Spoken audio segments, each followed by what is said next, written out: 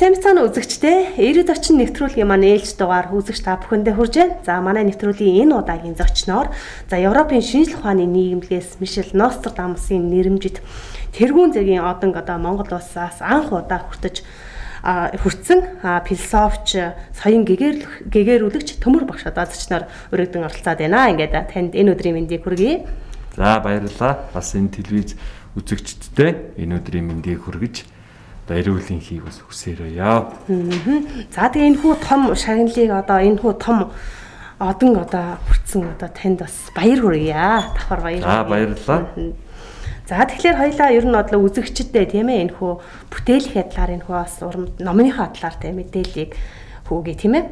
За тэгээ. Энэ та бүгдийн харагдаж байгаа энэ хүү 9 эрдний алт нам гэж монголчууд их сайн мэднэ. Дэлхийн нууц товчоо хэмээхийн намыг 2015 онд бүтээж төрөвсөн. Хэвлэлтэнд оруулсан. 2016 оны онд энэ ном маань гадаад хэл дээр хэвлэгдээд энэ ном нь судалгааны гадаад тэр Европын шинжлэх ухааны нийгэмлэгийн судалгааны материал болсон юм билээ. Энэ үндсэн дээрээс өнгөрөгч тэгээ 4 орчим жил 4 жилийн хугацаанд энэ номыг маань судалж шинжилж яагаад бас бусад хийсэн үйл ажиллагаагийн маань үнэлээд энэ хөө шагналыг олгосон байна. За энэ хөө номд маань дэлхийн нууц товчроо гэсэн нэртэй байгаа шүү дээ тийм ээ. Тэгэхээр дэлхийн хэмжээний ном гэж ойлгож байна. Тэгэлгүй яах вэ? Энэ номонд 2016 оноос эхлээд 2116 оныг дуох хүртэлх ирээдүйн 100 жилийн амьдралыг башгалж энэ номонд оруулж өгсөн байдгийг. Бүтцийн хувьд бол 1-р бүлэгтээ 100 сургаал 100 онч өгсөн. Энэ сургаал энэ үгс нь болохоор бид бүгдийг эрүүл явах, ёс суртахуунтай, хүмүүжилтэй, зөв төлөвшөлтэй хүн амьдрахад чиглэгдсэн сургаалууд нь хүний оюун ухаан, хүний амьдралыг засгаж чиглэгдсэн. 2-р бүлэгт нь дөнгөж сая өгүүлсэн ирээдүйн 100 жилийн амьдралын башиг буюу зөвгөнлөмөн байдгийг. Нийтдээ бол 216 багц зөвгөнөл бай. Ялангуяа энэ Монгол улсынхаа тухай бол илүү их бүр оноор нь дэлгэрүүлж тайлбарлаж оруулж өгсөн байдаг. Энэ ном маань бас өмнө нь 2017 онд бас улс орон даяар телевиз хэвлэл мэдээллийн хэрэгслүүдээр бас их гарч нээлт дуудлагуудаа нээлтэн зохион байгуулагдаад эсрэг коллекцийн нээлт зохион байгуулагдаад Чингис цочид бодол бас хүмүүс их мэдээлэл авсан байдаг. Дээрээс нэг зүйлийг хэлэхэд энэхүү номоор Монгол улсынхаа 21 аймгийг нар зөв бүтэн тойрч 4 жил дараалал нар зөв бүтэн тойрч дээр нь 60 гаруй сумдад очиж энэхүү номоор хүмүүст сургаал буюу лекц хүргэж энэхүү номоо хүмүүст үзүүлсэн, сонирхуулсан, мэдлийн түгээсэн байдгийн номноос. Дэлхийн нууц товч аймаг нэртэй 9 эрдэнэ оруулан бүтээсэн Аалт, Мөнг, Шүр, Сувд, Тан, оюун намын тэргүүтэй. За энэ дээр л энэ нар, одон, сарн. За энд 3 сүрд гурвалжин пирамид хараад дээр 2106 гэсэн тоо байгаа бас та бүхэн харж байгаа байх. Энэ баруун доод болонд нь 2016, зүүн доод болонд нь 2061 голд нь 1206. Энэ бүх юм цаг хугацааг илэрхийлж бас ордог байгаа. Дээрээс нь энэ гариг бид бүгдийн амьдарч байгаа нэг дэлхийгээс байгаль дэлхийгээс энэ гариг хэрэгцээ согтрол ертөнцөөс ингээд энергийг авах шингээ хүүднээс энэ 9 эрднийг харуулж бас энэ номд гэсэн байгаа. Дээрээс нь энэ номонд 9 адууны 9 цагаан адууны дэлсүүл болон их Монгол улсын албан ёсны гадаад дипломат харилцааны үндэс болсон гадаад паспорт болж байсан. Бид нар бол гэрээгээ гэдгээр бидэн шүү дээ. Ингээд алтан гэрээгээтэй гэдэг юм энэ ном маань. За маш гайхалтай уур ухаан шингэж бүтсэн хэр сайхан ном байна. За тэгэхээр хоёлаа энэ номд маань ерөөсөө 100 жилийн башхыг харуулсан байх нь шүү дээ. Тийм ээ. Тэгэхээр ер нь бол энэ цаг үед таны үзүүлсэн энэ башгуудаас биелээ олж исэн ер нь башиг байгаа юу? За энэ намын башгуудыг ярихын өмнө талд бас нэг хүмүүст нэг хэв зүйлийг тайлбарлаж хэлж байна. Энэ би энэ намын бүтээж төрвөөд энэ намын албаасных нь зохиогч хэлний гэрчлэгийг үзүүлж байна. Энэ гэрчлэгийн маань дэлхийн нууц товчоо 2015 онд хэвлэгдсэн шинжлэхэн утга зохиолын бүтээлээ гэдэг. Өнөөдрөөс даруй 5 жилийн өмнө гарсан юм.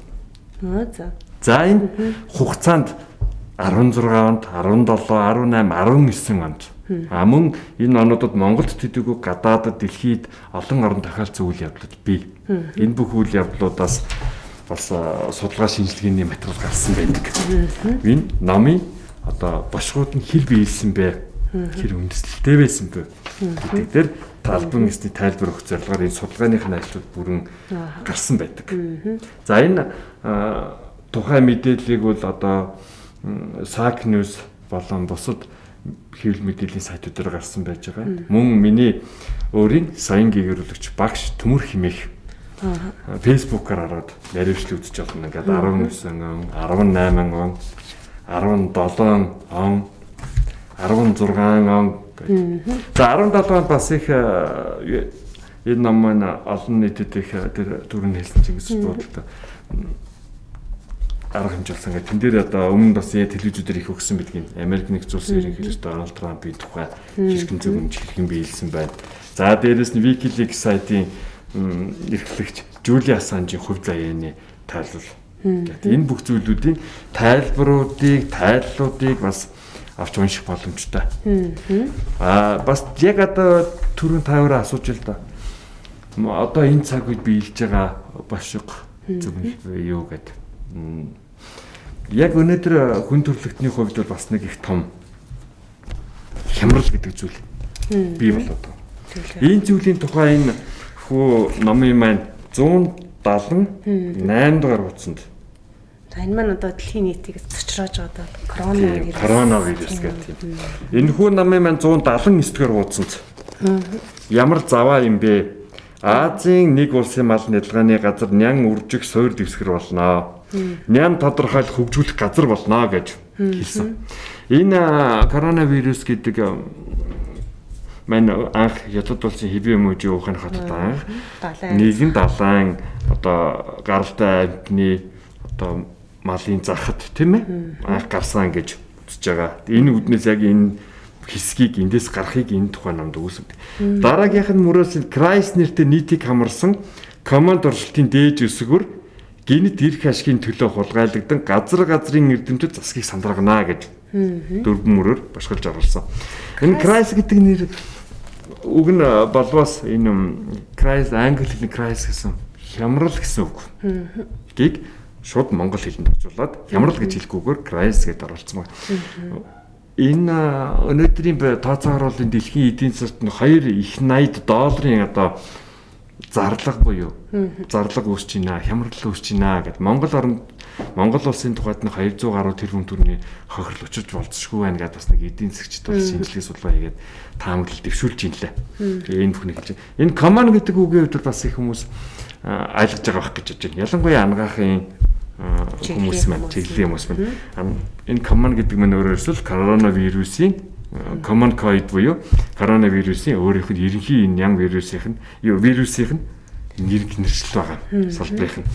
За тэгэхээр энэ дорчлын дээд өсвөр гинт эрх ашигын төлөө хулгайлагдсан газрын эрдэмтэд засгийг сандаргана гэж өнөөдөр дэлхийн 165 орчим улс сандарч байна. Энэ өвчнийг яах вэ? Яаж эмчлэх вэ? Хизээ вакцины гаргах бол цаашдаа одоо бид нар яаж одоо тархалтыг нь хязгаарлах вэ гэдэг. Маш олон тэр эрдэмтдийн засгийн газрын төвшөнд энэ асуудал болсон байж байгаа. Энэ сүүлчийн 2 мөрөнд нь гимгүүг буруутган шалгах зур нийтэд 34,500 халдварлагдана гэж хэлсэн байна. Гимгүүг буруутган шалгах зур гэдгийг бас бүгдээрээ мэдж байгаа. Анх Ухааны хотын эмч Ли Ванли гэдэг хүн энэ өвчнийг анх үүсчээ гэж зарлаад мэдээлэл хийгээд тухайн үед нь засгийн тэр цагдаагийн газраас нь нийгэмд иймэрхүү замбраагүй байдал үүсгэж худал мэдээлэл үүсгэлээгээд хариуцлагад тооцоод гарын үсэг зурулж исэн байгаа. Гэтэл энэ хүн өөрөө халдвар авсан. Энэ хүн халдвар авсаад 2 сарын 6-7-ны орчим өдөрт шалгаад яг энэ явцад нь энэ өвчин нь Хятадд 34-өөс 35 мянган хүн халдварлагдсан гэдгийг мэмэд. Тэгэхээр энэ бошиг маань юг илэрхийлж байна гэвэл товчхондоо энэ өвчин анх эхлэх, үргэлжлэх одоо ингээд цаашаа тарах үйл процессыг хүмүүст айлгуулж хийж өгсөн.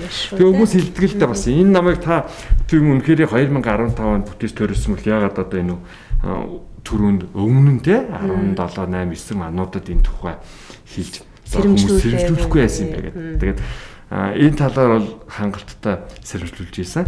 Одоо Оросын Азервис сайтад болон гадаадын телевизүүдэд ярилцлага өгөх мөн энэ номынхаа бүх ярилцлагуудыг өгөхдөө энэ тухай бас илэрхийлж харуулж байсан юм байна.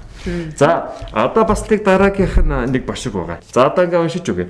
Халуун орны хадгалгаа өвчин хатуу далдуу модны ярилд хаягдсан шилэн шингэн дотроос 24% нь тарна гэж. Энэ өвчин чи өөрөө монгол хэлээр бол халуун орны хадгалгаа өвчин. За ингээд 30,500 хүн илүү гүлдийн өнөө чархлахаас өмнө гарыг гадагш аялж имчил гарыг дотогш шударч хариуцгаа гэж.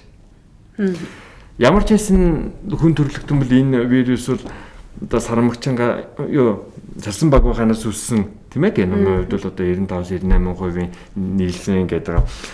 Ямар ч хэсэн царсан баг байханаас халдварлалт тархсан бай, ямар нэгэн шилэн шингэн гэдэг зүйлээс тархсан бай. Тэр нэг бол чухал шүү. Одоо цааш та яах вэ гэдэг нь. Яах вэ гэдэг нь. Яаж идэх вэ те? Яаж. За одоо энэ гарыг гадагш аялж имчил гэж. Дараагийн сүүлчийн мөрн гарыг дотогш шударч хариуцах гэж. Энэ өвчин анх үүссэн өдрөөс л эхлээд Дэлхийн эрүүл мэндийн байгууллага хүмүүст ард иргэдэд гараа сан ариутгаж байгаа гэтгэл зөвлөгөөг өнөөдрийг хүртэл өгч байгаа. Энэ дунд энэ гарыг гадагш аялж имчилгээд энэ их онц их чухал анхаарч үзэх өгүүлбэр байгаа. Гарыг гадагш аялж имчил. Хүн бол нэг бас ойлгохгүй байгаа юм л да. Тайлбарлаас хэлэхдээ ойлгохгүй ч магадгүй. Гар хүний гар гай даялна гэдэг нь эргүүлнэ гэсэн үг. Эргүүлэхээр хүний гар ямар байрлалд орж байна? Ийм гарыг яах вэ? Хүмүүс соц барих буюу уламжлалт ангаах ухаан талаасаа ардын эмчилгээ талаасаа эмчилгийн байна гэж. Энэ хятадд эдгэрээд байгаа нийт өвчтнүүдийн 70-аас 80 орчим хувьд нь орчин үеийн ангаах ухааны одоо ийм тариаг ардын буюу уламжилт ангаах ухаантай хавсарч байж эмчилсэн байгаа. Тэгэд өчигдөр мэдээ үзэж байхад эрүүл мэндийн яам хятад улсаас энэ COVID-19-д туссан өвчтөнтэй эдгээсэн эмийн жарыг манай улс ингээ албан ёсоор авлаа. Тэр найрлагыг авлаа гэж бас мэдэгдсэн байна лээ. Дорны ард түмний хувьд бас их энэ өвчин цааш тархахгүй хурдан хугацаанд эдгэрэх хүндрэхгүй байх боломжууд бий. Гэтэл өнөөдөр Европ төв цар тахлын голон толчлоо. Европын бүх улс энэ өвчнийг туссан. Тэд нар бүгд эмчилгээ хийж байгаа. Мөн Америкт тус дэлгэрж байна. Одоо бус улсуудад дэлгэрж байна. Эмчилгээ хийж байна. Гэтэл яагаад өнөөдөр Италид, Испанид одоо энэ Америкт энэ өндөр хөгжилтэй гэж ярьдаг бидний ангаах ухааны өндөр хэмжээнд хүрчсэн байгаа улс орнуудад энэ өвчин газар аваад хүндрээд улам ингээд тархаад байгаа. Хүмүүс нь маш олон хүн одоо сүүлийн 3 өдөр дараалан энэ Итали улсад 300 гаруй хүн асуурлаа шүү дээ. Асар өндөр тав. Энэ дан ганцхан орчин үеийн шинжлэх ухаанаар тэмцээд байгаа энэ корона COVID-19-тэй. Миний зөвлөж байгаагаар болоод энэ бошголж харж байгаагаар бол орчин үеийн шинжлэх ухааныг уламжилт ангаах ухаантай хослуулах хэрэгтэй. За үүний тухай мөн ярилцлагуудаа өгсөн байж байгаа. 2020 оны 2 сарын 19-ний өдөр SAC-News сайтад дэлхийн COVID-19 вирус хэрхэн зөвнөгдсөн бэ гэдэг нэртэйгээр. За сая өгүүлж хэлсэн ингээ тайлбарлууд нь байж байгаа ингээ баримттай нотлоготой байгаа. За COVID-19 вирусыг хоол хүнсээр эдгэх боломжтой гэж мөн SAC-News-дээр ярилцлага өгсөн байж байгаа. За энэ хүн ярьсан дээр л маш 2-3 зүйлийг л хүндсэн байгаа. Боломжит ангаах ухааны талаас нь бол нэгдүгээр бид нар хужир идсэн малын махыг хэрэглүүл монголчууд бид энэ өвчнөөс аврагдаж чаднаа, хамгаалагдаж чаднаа гэж харагдаж байгаа. Нөгөө талаас нь бол энэ агаарын температур, агаарын чигшил бас орчин нөхцөл их хамарж байгаа. Гуравдугаарт нь гарыг даялж имжил гэдэгтэй холбогдуулаад уламжилт ангаах талаас суд сорилго цаашлаад хүн өөрийнхөө бие махбодыг оюун санааг тодорхой дасгал одоо ерөнхий нэршлэр бол бясалгалын дасгал гэж хэлж болно. амьсгал одоо энэ өөрийнхөө эд эрхтнүүдийг сайжруулах үйл ажиллагааг дэмжих тасгалуудаар хүн өөрийгөө урьдчилан сэргийлж аврах боломжтой гэж хүмүүст зөвлөж байгаа, хэлж байгаа.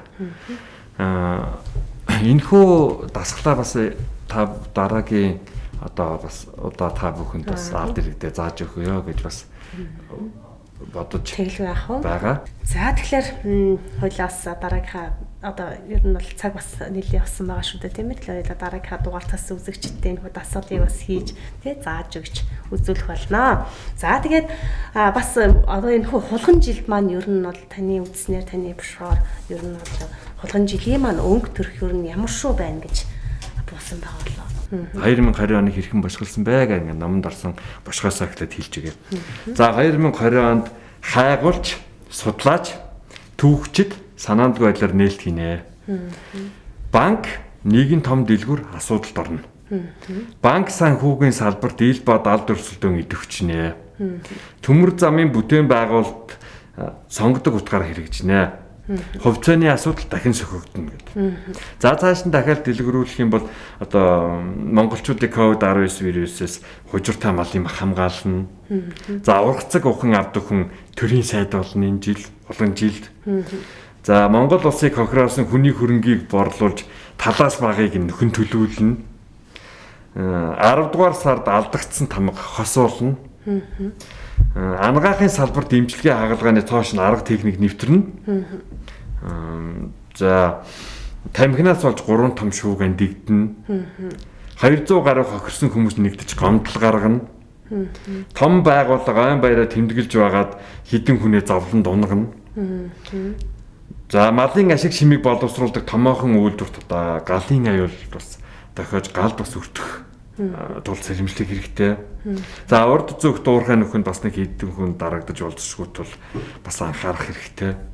За улсын төсөвт бас төлөвлөгдөөгүй гарц бас гарнаа нэг улаан хэмжүүлээс шалтгаалагдаад. Энэ хаан хинтээ уусаар ашиг олж орлох хайсан бас хідэн зүүн хүн цоврох юм байна. Гэх мэд одоо 10 язгууртны түүхтэй тэр хэлсэн язгууртны түүхтэй үед одоо чулуун эд идэл олдноо.